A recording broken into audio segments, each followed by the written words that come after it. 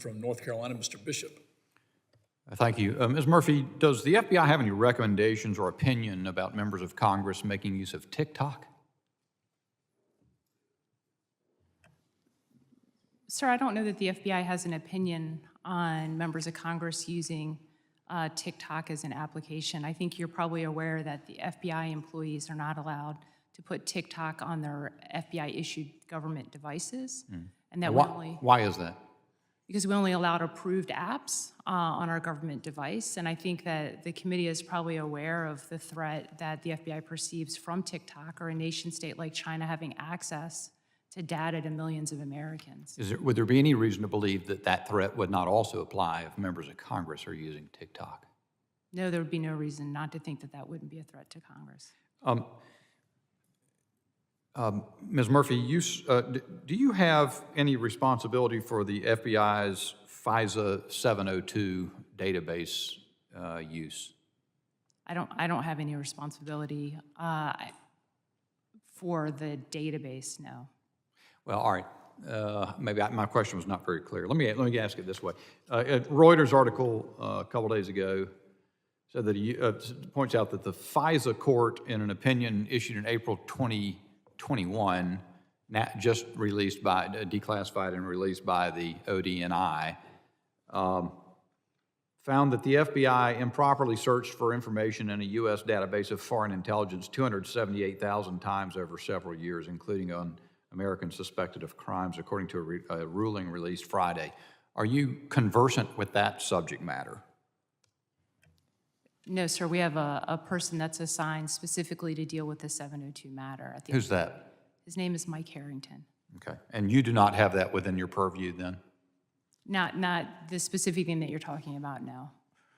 Or would you be aware of well, you would not be able to speak to, for example, changes that have been made by the FBI to prevent the abuses that the FISA court described in its order, correct? So I know that we've implemented significant changes. For instance, I know that the numbers that the FBI has queried on U.S. person information acquired under FISA 702 in 2022 was approximately 204,000, and that represented a 93, almost 94% drop year over year from 2021. There's been sort of a pattern. It was 3 million, and then this order talked about it being 278,000, but there have been a series of events where the 702 database use has been critiqued by the FISA court. Americans only learn about it subsequently. Why should Americans be confident now that the use of the database is appropriate if these things, previous steps have been taken to correct the abuses, but it continues to happen according to the FISA court?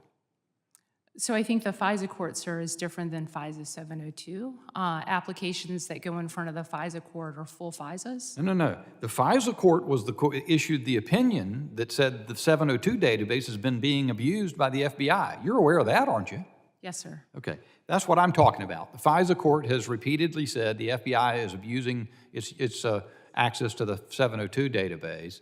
Why should Americans be convinced that now the FBI has rectified that, whereas it didn't before?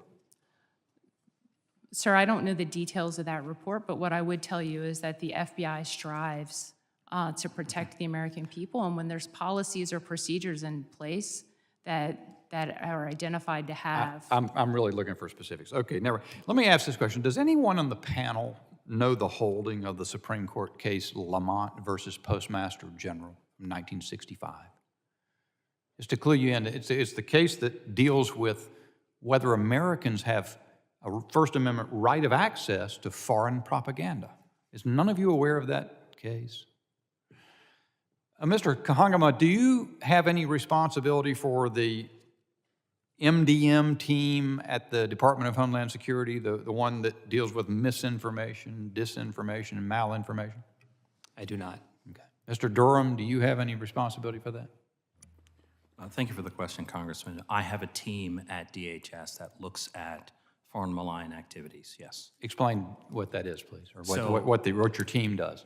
My team looks at various efforts of the CCP, Russia, and other foreign nations, and how they attempt to influence opinions, win the hearts and minds of individuals in the U.S., and engage in activities that would ultimately be in their benefit and Does target. DHS continue to switchboard in the testimony of one of your officials on the MDM team?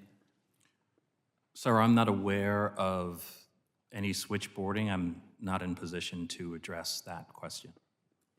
My time's expired.